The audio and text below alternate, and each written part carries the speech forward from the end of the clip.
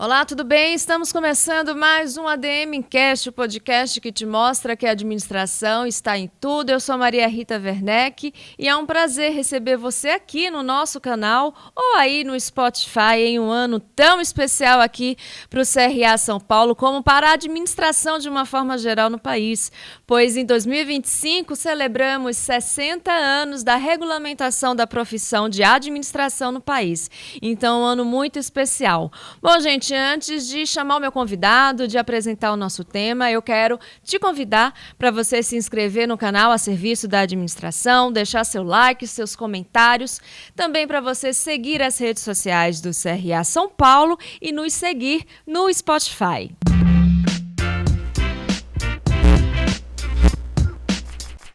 Bom, neste episódio vamos entender como a promoção de cuidados psicossociais no ambiente corporativo pode fortalecer uma gestão e também entender como essas promoções podem ser realizadas. E para isso eu tenho o prazer de receber um CEO que já realiza essas promoções em sua gestão.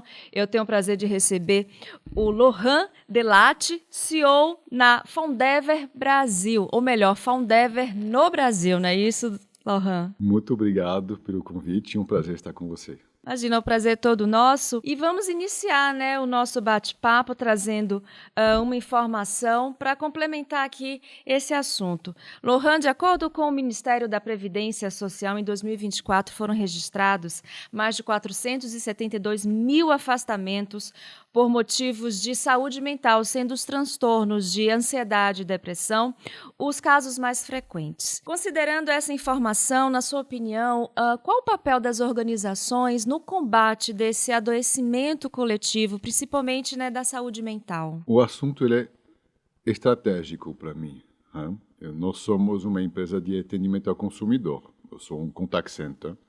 Então, todo o contexto laboral que eu proporciono, ele visa resolver problemas dos consumidores que entram em contato com suas marcas e que terceirizam comigo o atendimento. Ou seja, 100% das interações que meus colaboradores trabalham diariamente são para resolver problemas. O ambiente é tenso. Por definição, o papel do colaborador é gerenciar problemas todo dia. Então, isso gera, obviamente, um contexto já de predisposição a um ambiente estressante, que pode ser realmente complicado para o colaborador. Essas estatísticas que o Ministério compartilhou, eu vivencio na empresa já há muito tempo. A gente vê o crescimento dos dias perdidos por conta de afastamento, por reclamações de problemas psicológicos, emocionais, vem crescendo de forma realmente exponencial. Para poder trabalhar essa questão, a empresa ela tem que realmente montar um plano de ação para reduzir, trabalhar e conseguir controlar esse tema. Bom, esse ano, inclusive, a gente teria uma atualização da NR1, que é a norma regulamentadora, a qual dá diretrizes às empresas a promoverem no seu ambiente corporativo saúde e segurança aos seus colaboradores sob o regime CLT. Só que essa atualização foi prorrogada para o ano que vem para justamente dar tempo para as empresas se atualizarem. Você que já implanta essas promoções, por onde começar essa adaptação? Que dicas você daria para os empresários começarem a se atualizar em relação a isso? O primeiro passo é você diagnosticar seu ambiente, fazer um assessment através de uma pesquisa e você perguntar para os seus colaboradores como eles se sentem em relação a esse assunto. O ambiente psicológico que você proporciona, como ele é. A partir desse assessment, você consegue avaliar o tamanho do buraco e, com isso, definir um plano de ação.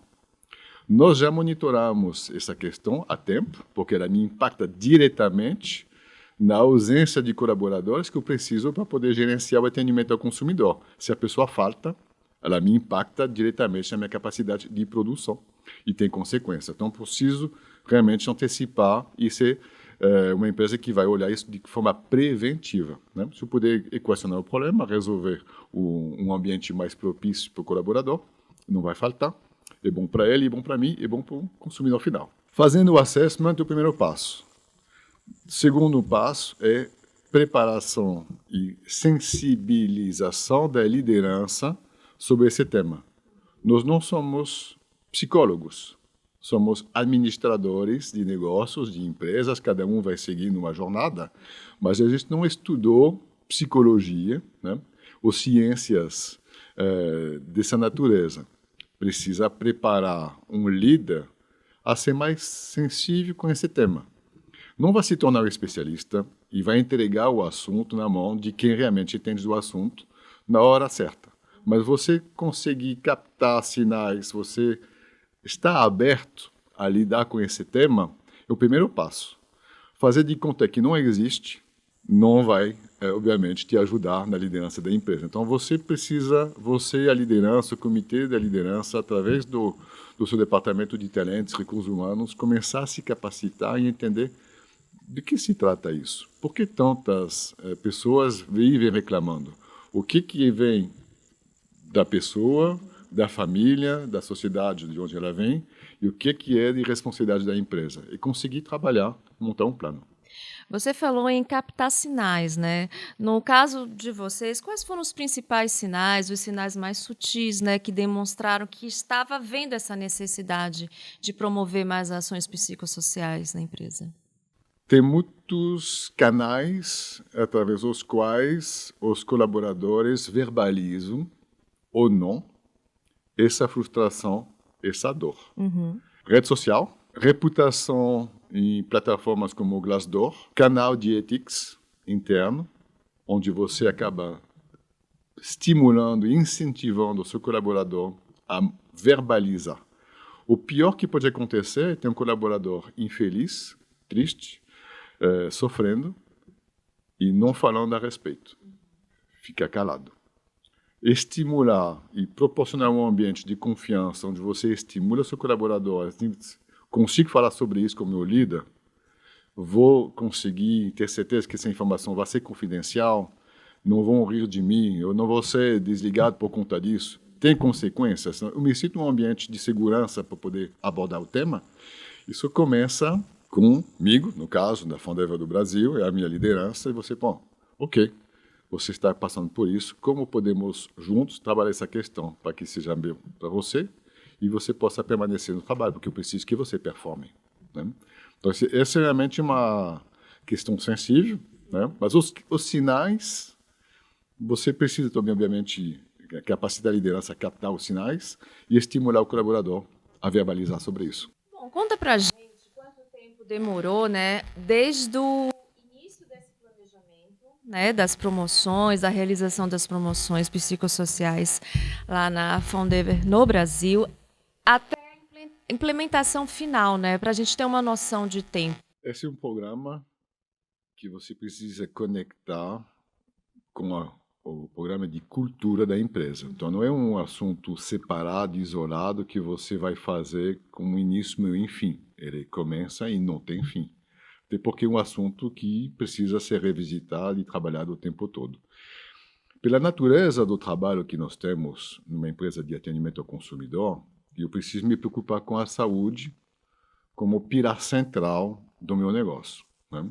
Eu coloquei saúde porque um dia me desafiaram para dizer, Laurent, qual é a palavra, uma só palavra que você poderia utilizar como para resumir o que você faz todos os dias. Então, saúde, demorei um pouco para responder. Eu escolhi essa palavra porque eu faço, obviamente, tem que ter um ambiente saudável financeiramente, tem que dar retorno para o acionista. Eu acredito no capitalismo consciente, então a saúde financeira, obviamente, ela é central. Saúde nas relações com meus contratantes, as empresas que confiam em mim para poder cuidar do atendimento ao seu consumidor, tem uma relação saudável com meus contratantes e com meus colaboradores. Então, essa saúde, a gente começou a pensar em saúde física. Você está bem, você está disposto, você está com capacidade para trabalhar, você está com vontade, legal. Você está treinado, capacitado, então, ótimo. Aí começou a se convidar a questão de saúde mental.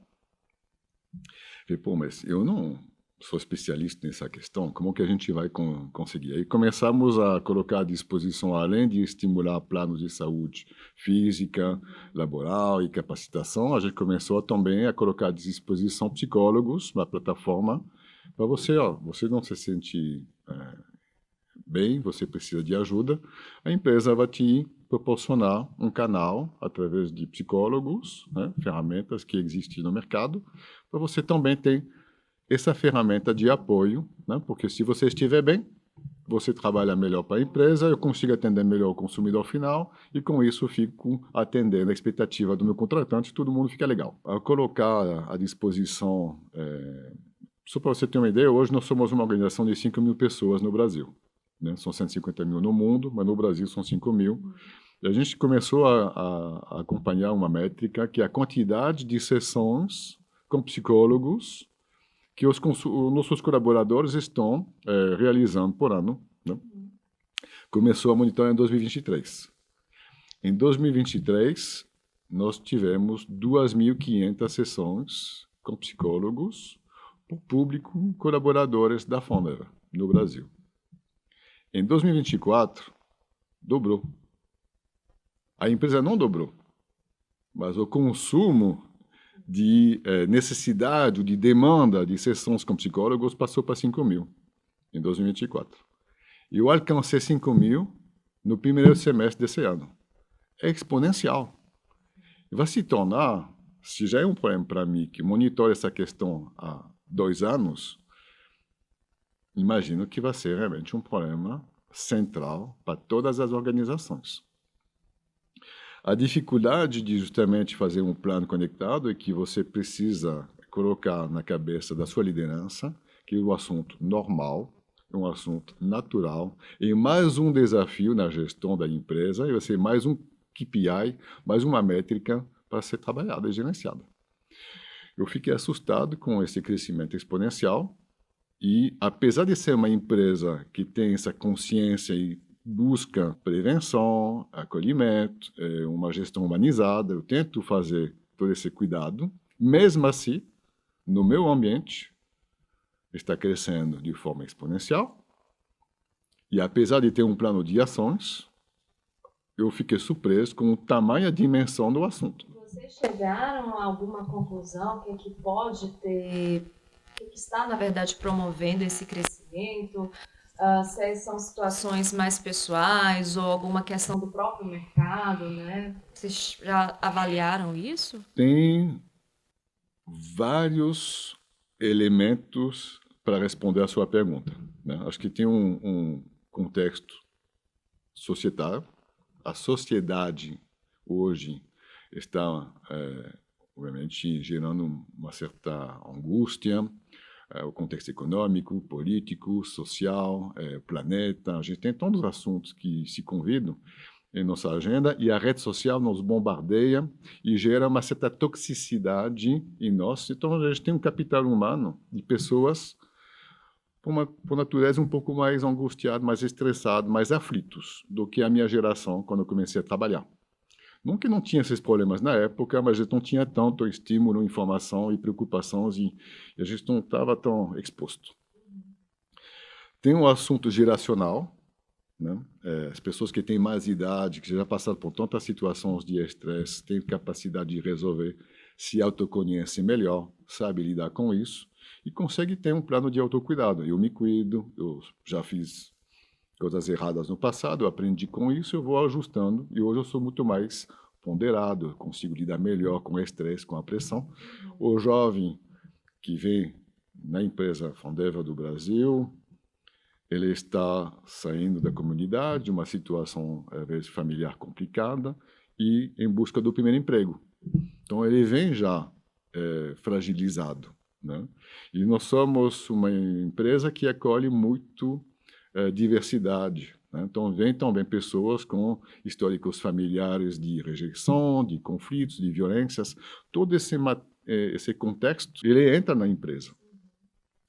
Aí vem todo mundo de fora para dentro. E depois vem a minha gestão. O que eu consigo controlar? Os meus líderes são acolhedores, fazem sessões de feedback, tem reunião one-on-one com seus colaboradores, tem um espaço para você te ajudar e trabalhar. Então, são camadas, né?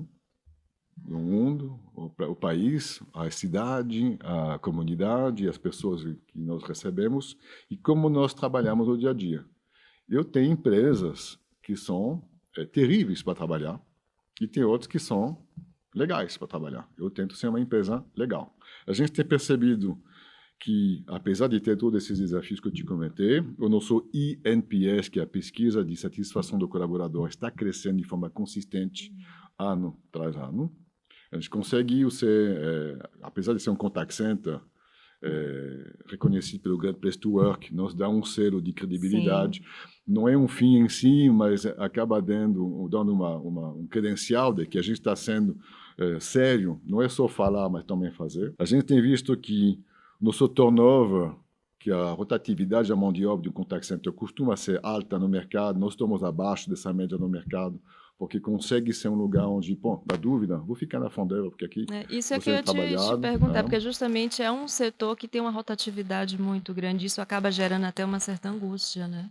É um efeito também colateral, né, sobre isso. E o turnover, ele fala também sobre o nível de saúde da sua corporação, da sua organização. Eu coloquei isso como meta para nós, sermos uma empresa que esteja abaixo do que o mercado vivencia hoje.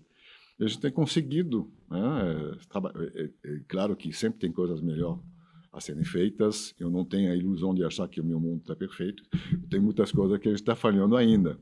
Mas o importante é que nesse mercado você esteja falhando menos do que os outros, para você poder ser visto como um lugar melhor para se trabalhar. Exatamente. E se você entrar, ficar. Bom, a gente está falando aqui, gente, de uma empresa multinacional, né, a Fondeira, e a gente sabe que muitas empresas de pequeno e médio porte às vezes necessitam também implementar essas promoções e não tem tantos recursos como uma multinacional, que é o caso da Vondever. Na sua opinião, de acordo com a sua experiência, Lohan, o que você diria para essas empresas de pequeno, médio porte? Quais seriam os primeiros passos ou as primeiras ações que elas podem adotar que não necessitam de tantos recursos?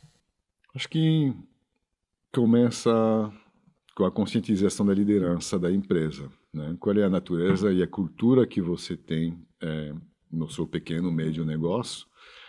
Acho que o assunto ele independe do tamanho da empresa. Se a matéria-prima que você utiliza para trabalhar são pessoas, e as pessoas vêm com esse desafio psicológico, emocional, seja pequeno, médio ou grande, você vai ter que lidar com esse assunto.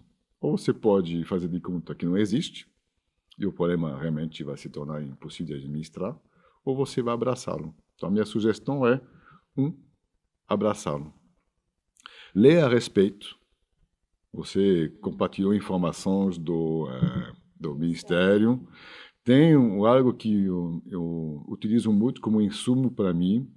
A Great Place to Work, ela tem um espaço também de Great People, que coloca material sobre sugestões, tem e-books, com coisas básicas, simples, um ambiente acolhedor, ter sessões de feedback com o colaborador, você incentivar as pessoas a falar e a se sentirem num ambiente seguro. Isso aqui independe do tamanho. E não tem um investimento de tecnologia para isso. São atitude de gestão humanizada.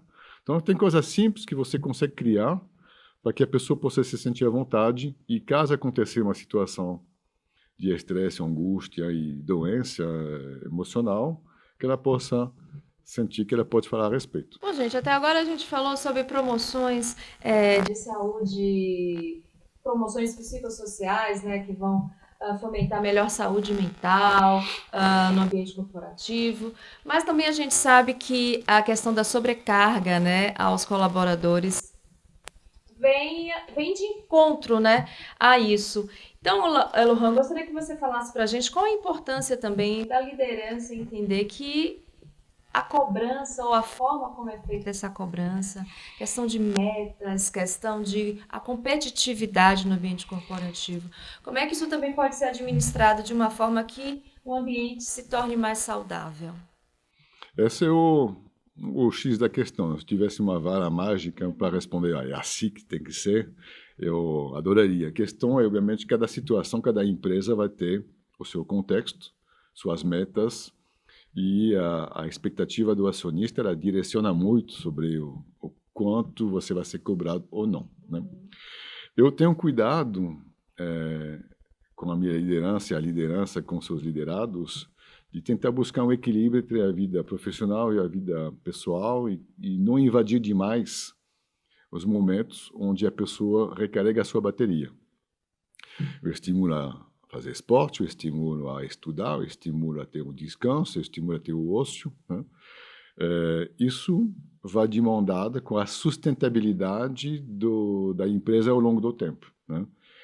Você consegue apertar muito e você consegue ter um resultado por um mês se você estressa todo mundo, mas ninguém consegue aguentar essa pressão por um segundo mês, um terceiro mês, aí você não tem uma sustentabilidade do negócio. Eu preciso pensar em curto, médio e longo prazo. Então, tem escolhas a serem feitas e a arbitragem eu faço todos os dias, até que ponto eu vou apertar, em que momento eu vou afrouxar, onde eu sinto que eu posso avançar ou não.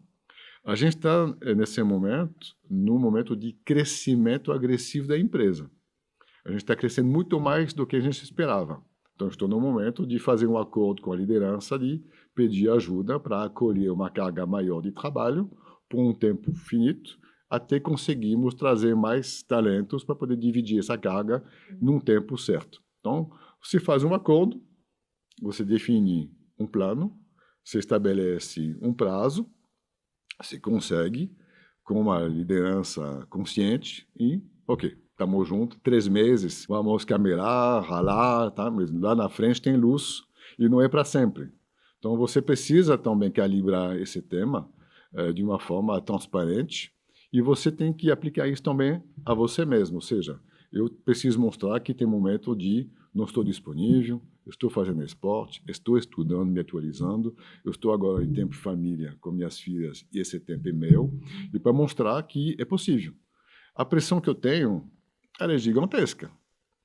Mas se eu repassar simplesmente urgente que ela vem para mim, eu não vou conseguir reter a liderança de uma forma saudável para trabalhar com o Laurent é tóxico. Não, eu preciso que seja uma oração. Nossa, trabalhar com o Laurent é legal, trabalha muito, tem pressão, tem cobranças, mas também coloca a condição para que possa dar certo. Ou seja, quais são as ferramentas? Como que eu te ajudo? O que que você precisa para poder dar conta dessas obrigações que você está recebendo? Está conseguindo? Tem as pessoas certas? Tem as ferramentas? Tem o treinamento certo? E tentar fazer justamente uma coisa que se sustenta, né? Um give and get permanente. Muito bom você falar sobre isso, essa questão da pressão que você também sofre, porque até agora a gente falou sobre promoção de ações psicossociais para os colaboradores e para a liderança, né? Para os líderes, para você que está num cargo, né, de CEO. Como é que é feito isso? Vocês também usufruem dessas questões, dessas promoções? Quem é que promove isso para vocês? Bom, eu aplico a mim mesmo a receita que eu tento aplicar a todos na empresa, né? Então, eu tenho agenda para fazer esporte, eu tenho agenda para estudar, eu tenho agenda para viajar e cuidar da família na França também, ou seja, tem que compor nessa agenda, né? E também eu tenho essas conversas com o meu chefe para, em inglês, set right expectations, né? Para dizer até onde ele pode puxar e esticar a corda, em que momento ela vai romper, e final, até ali, não. Né? E poder verbalizar para ele que vai ser feito dessa forma, nessa velocidade, esse prazo que você está pedindo é impossível. A gente está no Brasil, tem circunstâncias que são do país, tem legislação, tem cultura, tem um contexto a ser respeitado, tem coisas que você não vai poder forçar. Então, tem que também fazer o papel de vender e fazer o pushback também da liderança local com a liderança da matriz, né? É um jogo. Agora, uma curiosidade, a ideia, o momento, não sei se foi pensado ou se foi, assim, inusitado mesmo, você já chegou a fazer reuniões pedalando, né, bike ergométrica. Foi para dar exemplo? O momento pediu? Por que que surgiu isso? Quando a gente começou a trazer saúde como pilar central na minha gestão, e obviamente saúde física é uma delas, a gente percebeu que as pessoas que vêm trabalhar no contact center eles não se cuidam muito, não têm acesso à academia, ou alimentação, cuidados, né? Então, eu achei que ao trazer algumas bicicletas ergométricas dentro do ambiente profissional, convidaria as pessoas a também de pedalar. Uhum. Você tem 5 minutos, 10 minutos, vá pedalar. Então, eu vejo colaboradores que, à disposição dessa bicicleta, vão lá e conversam e pedalando. Tá? Então, eu sei que eu sou fã de bicicleta, então eu vou lá em alguns momentos da semana, então, porque estou na recepção do prédio, né? Então, tem um trânsito, um movimento intenso, então eu vou lá e me colocar à disposição para conversar com quem quiser conversar, mas a condição é que para conversar comigo tem que pedalar. E não precisa fazer spinning, suar e fazer uma velocidade, desempenho. Não estou buscando Um atleta. performance. Estou buscando só uma movimentação. Sentir que, com pouca coisa, você pedalando 5, 10 minutos, caminhando, subindo uma escada, enfim, são coisas simples que você pode fazer. E as pessoas estão aderindo? Algumas sim, outras são mais resistentes, como sempre, tem que trabalhar e um esforço diário, né? E eu vou premiando e reconhecendo quem adere ao programa, quem vem conversar comigo, acaba fazendo um trabalho de divulgação, de visibilidade dessa pessoa, acaba sendo uma forma legal também para criar um ambiente de proximidade da liderança com os liderados. Porque Excelente. Você conversa com todos ali. Não, a pessoa vem excelente. cumprimentar, vai conversar. Boa ideia. É um bom momento. Bom, gente, antes de falarmos sobre um outro assunto que também impacta, né, na promoção da saúde mental, do bom desenvolvimento no ambiente de trabalho, que é a inclusão e a diversidade, eu gostaria de saber do Lohan o que ele acha sobre a gestão da felicidade. A gente recentemente fez um programa sobre esse assunto e muitas empresas estão aderindo, né, a esse conceito, inclusive como estratégias de competitividade, de gestão mesmo. Você já pensou sobre isso? O que é que você acompanha sobre essa questão da gestão da felicidade? Eu tenho um olhar sobre isso, que é o seguinte: felicidade é uma coisa muito pessoal, né? O que deixa você feliz, o que vai me deixar feliz, depende de muitas variáveis, muitas coisas que são pessoais. Então, eu acho difícil estabelecer uma meta de felicidade, medir felicidade. Eu prefiro medir engajamento. Né? Então, eu faço o INPS para poder medir o quanto a pessoa recomenda a empresa, se ela se sentir bem com a empresa, se recomendaria a empresa para o irmão, um amigo, um familiar, e se ela vai ter a intenção de permanecer. Então, a gestão do engajamento, no caso Fondevel Brasil, acaba sendo o meu pensamento, porque felicidade é uma consequência de muitas variáveis, dentre as quais o engajamento, obviamente, vai contribuir, mas eu não sei necessariamente se eu consigo alcançar e trazer felicidade para o colaborador. Se o sonho dele, não sei qual é impossível que a empresa proporcione, eu não vou fazer ele feliz. Pode ser que esteja no caminho de chegar na meta dele. Então, o engajamento, obviamente, ele fala melhor com o meu negócio. Felicidade, ainda não descobri a receita e como fazer. Sim, perfeito. Bom, gente, a Fondever no Brasil, ela tem um trabalho, que agora a gente vai falar sobre o assunto inclusão e diversidade, ela tem um trabalho muito importante, eles contratam refugiados, né, pessoas que chegam aqui no nosso país por diversos motivos, muitos em busca de uma segurança, né, fora da sua pátria, enfim, os motivos são diversos.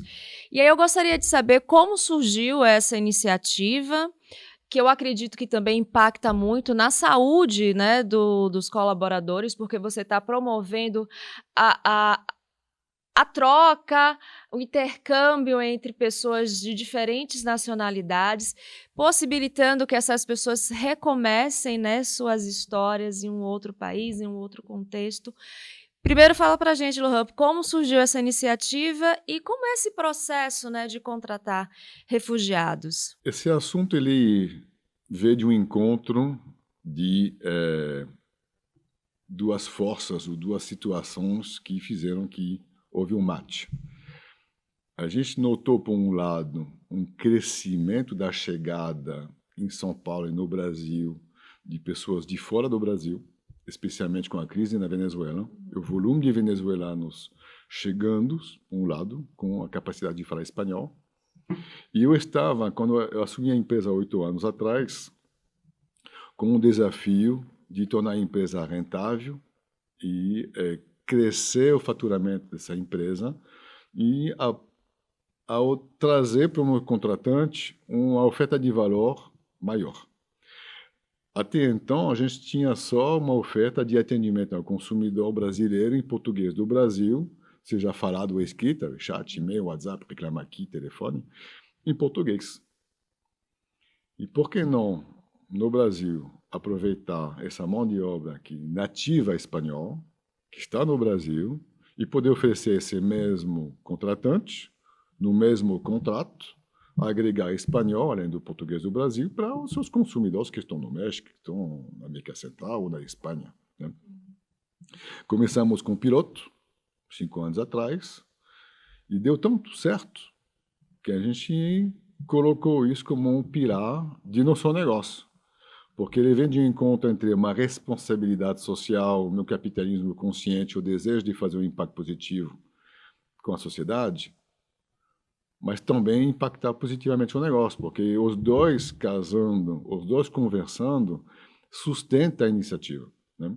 Muitas vezes a dificuldade de você ter uma iniciativa ESG, de integração, de diversidade, de inclusão, ela não se sustenta se não conversar com o core business da empresa e trazer um resultado também tangível para o acionista. O acionista que acredita porque ele tem uma vertente social, ele é mais sensível e propenso a seguir em frente mesmo assim. Mas o líder que é mais orientado ao resultado financeiro, se a iniciativa de diversidade e inclusão e contratação de refugiados e imigrantes não trouxer tão bem um impacto positivo ao resultado financeiro, possivelmente a iniciativa vai ter ou resistência ou demora para ser adotada. Então, no nosso caso, a gente conseguiu criar um negócio, oferecer a nossos clientes um atendimento em espanhol, aproveitando o fato que tinha um contingente de mão de obra espanhol nativa chegando no Brasil.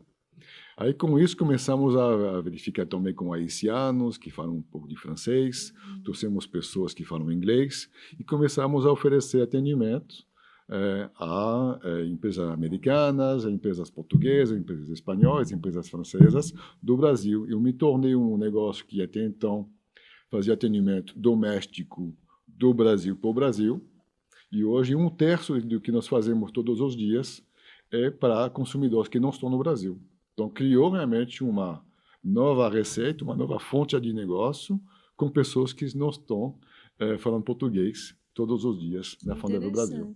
Não, e negócio social é isso, né? A gente está falando exatamente sobre isso, né? Vocês enxergaram uma nova oportunidade, então ampliaram as oportunidades da empresa e ainda estão gerando um impacto social. Muito legal, Lohan. Bom, e como é que é essa contratação? É uma contratação comum, como se fosse de um brasileiro? Vocês precisam entrar em contato com algum órgão? É necessário que esse imigrante esteja em alguma situação especial para fazer, né, para poder ser contratado, como é que eu posso dizer, oficialmente aqui no Brasil? Como é que funciona? Super fácil. O Brasil está de parabéns nessa questão e eu gostaria, inclusive, que houvesse muito mais visibilidade das iniciativas que o Brasil tem adotado para acolher bem as pessoas que vêm de fora. Eu tive o prazer de ir lá em Pacaraima, na fronteira com Venezuela, e ouvi o programa das Nações Unidas com a agência de acolhimento a refugiados, e ver todo o trabalho de Pacaraima para Boa Vista e Boa Vista para interiorização e poder enviar, no caso, os venezuelanos, né, para dentro do país e começar a ser uma nova vida para eles. Chegou na fronteira, está cadastrado no sistema, tem CPF, tem um RNE e já é contatável. Não precisa de visto para trabalhar no Brasil para quem vem nessas condições, né? Então, realmente, já é lá candidato. Se a pessoa tiver o perfil que eu preciso para a vaga que eu tenho, inclusive já posso captar essa oportunidade e colocar à disposição dessa pessoa um emprego antes mesmo dela chegar em São Paulo. Tem toda uma rede de ONGs, organizações não governamentais, que faz o apoio para facilitar. Algumas são religiosas, outras não, dependendo de onde vem a pessoa. E você consegue, então, com a ajuda do governo brasileiro, as Nações Unidas, com a Agência de Apoio ao Refugiado e o network, a rede de organizações não governamentais, estimular e fazer um encontro entre a oferta de emprego que eu tenho e a demanda e conseguir fazer casar isso. Hoje a gente está com 700 colaboradores não brasileiros na empresa, né, de um contingente de 5 mil. E minha meta é fazer crescer. Tem algumas pessoas que não são venezuelanas, né, e de outros países, tem Haiti, tem algumas pessoas da América Latina, e a gente está vendo que também tem um contingente africano chegando. Tem das ex-colônias portuguesas, né? Então, o desafio que eu tenho agora é que eu gostaria de também flexibilizar e facilitar a contratação de pessoas que vêm de Cabo Verde, Moçambique ou Angola, que falam português não do Brasil. Aí o desafio é a barreira da língua e como que eu vou conseguir explicar a um consumidor brasileiro que ele vai ser atendido por alguém que não fala português do Brasil. Essa é a minha meta. Eu ainda não consegui resolver essa equação. Eu desejo trabalhar sobre isso para o segundo semestre desse ano. Não, mas vai dar super certo. A intenção é super louvável, parabéns, porque não sei se vocês sabem, em média o Brasil recebe, gente, cerca de 200 mil pessoas refugiadas, né, que necessitam de proteção internacional. Então, ter esse apoio, como eu falei, nesse recomeço de vida, em um país diferente, cultura diferente, língua diferente, é muito importante. E faz parte desse processo todo que a gente está falando, né, de promoção de saúde mental, porque a diversidade, a troca com o diferente faz muita diferença para a gente. Bom, Lohan, vamos falar um pouco agora sobre você, né? Você, francês, há mais de 30 anos aqui no Brasil, se formou em uma das mais renomadas escolas de negócio do mundo. Conta pra gente como é que foi a sua chegada aqui no país. Primeiro, por que a escolha, né, dessa área de administração, gestão, e como é que você chegou até aqui, até o nosso país? Foi uma história longa que eu vou resumir, né? Eu nasci na fronteira com a Bélgica, no norte da França, e fiz uma administração de empresa. E, na época, com 24 anos, tive a oportunidade de fazer uma missão de trabalho na Embaixada Francesa em Brasília, por 1 ano e meio. Eu vim aqui com uma data para voltar para a França. No meio do caminho, me encontrei com um país e me encontrei com uma pessoa que se tornou esposa, né? Então acabou me atropelando nos meus planos, né? E eu vim para São Paulo em 1996 e entrei no mercado de tecnologia e telecom. O mercado era super dinâmico nessa época, era uma revolução, né? O Brasil era muito ativo, muitas empresas investindo em telecom, tinham empresas europeias, americanas, chinesas, tinham uma grande atividade nesse mercado. E com isso eu acabei navegando e fazendo uma carreira internacional com empresas europeias e americanas, cuidando de negócios do Brasil ou da América Latina. Viajei muito ao redor da América Latina, incluí o espanhol na minha lista de skills, né? Mas sempre morando em São Paulo. Eu nunca consegui me enxergar como daqui eu vou sair. Eu estou realmente amarrado, apaixonado, é uma escolha pessoal consciente. Uhum. Eu amo o que o Brasil me proporciona e eu amo viver em São Paulo. E o seu português é impecável. Mas... Ainda tem algumas palavras que eu tropeço e algumas que eu faço questão de fugir, né? Tem algumas palavras que são pegadinhas para o estrangeiro, né? Não, mas está falando muito bem em português, mas também são muitos anos, né? E a convivência também, esposa brasileira, então isso facilita, porque eu acho que a questão do idioma também pode ser, para muitas pessoas, uma grande barreira, né, Lohan? Bom, a gente está chegando ao finalzinho aqui do nosso programa, a gente tentou aqui trazer para vocês os principais pontos através desse case da Fondever no Brasil. Estou pronunciando certo? A Fondever no Brasil. Então, eu gostaria de pedir agora para você uma dica de leitura. O que é que você preparou para a gente? Mas aí eu fiquei pensando sobre tudo que nós falamos nesses últimos minutos juntos nessa conversa. E achei oportuno fugir da resposta padrão administração e fazer uma conexão emocional com algo que me acompanha desde pequeno, que é um livro que para mim é a referência e também traduz um pouco de tudo que eu sou, que eu acredito, que eu faço na liderança da empresa hoje, que é o Pequeno Príncipe. Então, eu queria uma conexão emocional com o pequeno Laurent, criança, e receber esse livro do Saint-Exupéry, né, que foi um aviador e que criou essa história com esse pequeno príncipe. E, através dessa jornada, esse pequeno príncipe, tem muito do dia a dia, dos desafios que a gente vive sobre equilíbrio do trabalho, a liderança com as pessoas mais jovens, e perguntas sensíveis sobre situações delicadas, e tudo está ali nesse livro de 1943. Então, foi bom. Eu vou trazer nesse encontro hoje esse livro que me acompanha, que é meu livro de "tô estressado, tô tenso", eu volto a ler O Pequeno Príncipe. Não, e é um clássico, né? E o curioso é que muita gente acha que é um livro infantil, mas tem muitas questões, como você falou, que falam da vida, né, adulta mesmo, né? Da vida como ela é. Muito bem, muito boa dica. Bom, Lohan, para a gente encerrar, olhando para o futuro, né?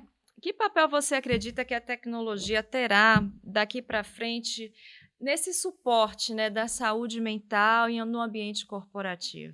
Eu acompanho o mercado de tecnologia e inovação desde que comecei a trabalhar em 1996 aqui em São Paulo, né? A tecnologia ela vem nos ajudar e facilitar nossas vidas, né? Quando eu cheguei, mandava fax, né, para meus pais, não tinha telefone celular e as fotos eram papel, né? Tinha que ir lá levar o rolo e fazer a impressão. Então, não estou falando de 100 anos atrás, né? Estou falando de 1990, ou seja, Quase 30 anos, né? É um isso pouco aí, mais um de 30 pouco anos mais de atrás, ou 30 seja, em anos. 30 anos muitas coisas mudaram para melhor, né? O Waze, você não consegue sair, viajar sem essas Sim. ferramentas hoje, né? Mas também ela carece certos desafios de dependência, rede social, dependendo de como você administra e lida com isso, em vez de ter um benefício disso, você pode ter um ônus, né? Então, como tudo, tem que conseguir administrar o equilíbrio. No negócio de contact center, a tecnologia ela é um pilar central e a gente está sendo convidado a refletir sobre como incorporar a inteligência artificial no dia a dia da empresa e como a gente vai trazer copilotos, apoio tecnológico para facilitar e melhorar a vida do colaborador que faz o atendimento. Muitas vezes o atendimento hoje tem que ser super atendente, super agente, que tem que ter um conhecimento de muitas ferramentas, muitos protocolos, dependendo da empresa para a qual você prestar serviço, né? Computadores, carros, hotel, companhias aéreas, são assuntos que realmente requerem um conhecimento extenso e que tem uma rotatividade e atualizações cada vez mais, os ciclos mais curtos. Então, a tecnologia ela vem trazer um apoio ao colaborador que vai permitir que a gente vai reduzir esse estresse, essa pressão sobre saber de tudo o tempo todo, de forma cíclica, curta. A gente vai trazer um conforto, a assertividade, a informação no formato que ela precisa para facilitar o trabalho do dia a dia do colaborador. A gente já tem algumas iniciativas também para ter simuladores de chamadas ou de interações com o consumidor. Porque qual é o desafio do atendente hoje quando ele chega para atender ao consumidor? Chamada real. Você tem um treinamento, na hora de você ter alguém, carne e osso, reclamando, às vezes se maltratando, irritado, nem todo mundo trata bem o atendente da central de atendimento, né? Está irritado, está estressado, está tenso. Descarrega tudo. Então, descarrega na pessoa que está ali para te ajudar. Então, é um convite, inclusive, faça um parêntese. Se você puder tratar bem o atendente da central de atendimento, por favor, agradeço, porque é uma pessoa ali que está aqui para te ajudar e não precisa descarregar nessa pessoa todas as dores e sofrimento que você tem com a marca que te levou a ficar irritada. Essa pessoa não tem culpa, né? Está aqui para tentar te assessorar. no mínimo, seja gentil. Sua reclamação ela é legítima, não estou dizendo que você precisa minimizar, mas faça de uma forma gentil. Né? Xingar, Porque né? isso também me ajuda a reduzir a pressão, o estresse e todo esse ambiente psicossocial que eu tenho que lidar. Né? Então, a tecnologia ela vem ajudar, e a gente tem visto iniciativas de simuladores. Né? A gente consegue simular chamada, interação, chat, WhatsApp, então preparar melhor a pessoa com a tecnologia. Então, realmente, eu enxergo isso como uma bela oportunidade. Vocês hoje estão mais presencial, híbrido, online? Como é que funciona a estratégia de vocês, a logística? Até a crise do Covid, nós estávamos quase no Brasil 100% presencial num site do atendimento que nós montamos para isso. Na pandemia, nós migramos 99% para casa. Os colaboradores foram para casa, levaram os computadores e ficaram dando sequência ao atendimento, que não pode parar, para o consumidor. Depois da pandemia, a gente teve uma readequação entre alguns negócios que funcionaram melhor remoto e alguns que funcionam melhor no site. Não tem uma regra única absoluta, depende do tipo de atendimento e a complexidade do assunto e também a sensibilidade de dados que você utiliza. Uma transação financeira, uma informação confidencial, é melhor que o atendimento seja presencial num site que tem segurança, biometria, gravações e todo um ambiente mais controlado. Se vai ser uma assistência técnica para resolver um problema de uma impressora, de um computador e não tem transação financeira, você pode fazer isso da praia ou de qualquer lugar, né? Então, obviamente, eu acredito que as minhas pessoas não estão na praia porque tem que ter um ambiente monitorado e controlado, claro. Mas poderia ser ao extremo. Na pandemia tivemos situações coloquiais. Mas a gente tem hoje metade. Então, 50% dos atendentes que nós temos hoje estão no site, 50% dos atendentes que nós temos hoje estão em casa, dependendo dos clientes. Alguns são 100% no site, alguns são 100% remotos, alguns são híbridos, um mix dos dois. Eu quis acrescentar essa pergunta assim antes de encerrar, porque eu imagino que a depender de onde esteja o colaborador, talvez isso influencie nessas ações que a gente está apresentando aqui, ou não tem nada a ver? A gestão presencial para identificar os sinais de um desgaste emocional é mais fácil. A pessoa que está remota, você tem menos oportunidade de captar os sinais de um desgaste, de uma mudança de humor, de um transtorno emocional. Então, você precisa ter um cuidado ainda maior com quem não está presencial, porque você não vê necessariamente nos corredores, no refeitório, no café. Então, você realmente precisa agregar, digamos, um elemento adicional de puxar e fazer um ping para poder ver como a pessoa se sente fora das sessões de trabalho e de devolução de feedback. Perfeito, Lohan. Bom, a gente infelizmente está encerrando aqui esse bate-papo. Muito obrigada por você estar aqui com a gente no nosso estúdio. Quem quiser, né, na verdade, te acompanhar depois do nosso programa, onde é que te encontra? Redes sociais, LinkedIn, site? LinkedIn, Instagram, estou aprendendo a me expor um pouco mais nesses espaços. Né? E se estiver de passagem em São Paulo, a gente tem uma operação na Barra Funda, que é também muito legal para se conhecer, visitar e andar de bicicleta, andar de bike com ela comigo no site, ou em Curitiba. A gente tem esses dois espaços físicos. Muito bom. Mais uma vez, muito obrigada. E mais uma vez, obrigada, né, a você que ficou conosco aqui em uma edição super especial, né, do ADMcast, especial por estarmos no ano de comemoração de 60 anos da regulamentação da administração no Brasil. Então, fica aqui meu agradecimento. Espero que você tenha gostado. Escreva nos comentários o que você achou sobre esse programa, sugira novos nomes, novos assuntos. Não esqueça de deixar seu like, de seguir as redes sociais do CRA São Paulo e também de nos seguir no Spotify. Eu sou Maria Rita Werneck e espero você no próximo ADMcast. Tchau, tchau!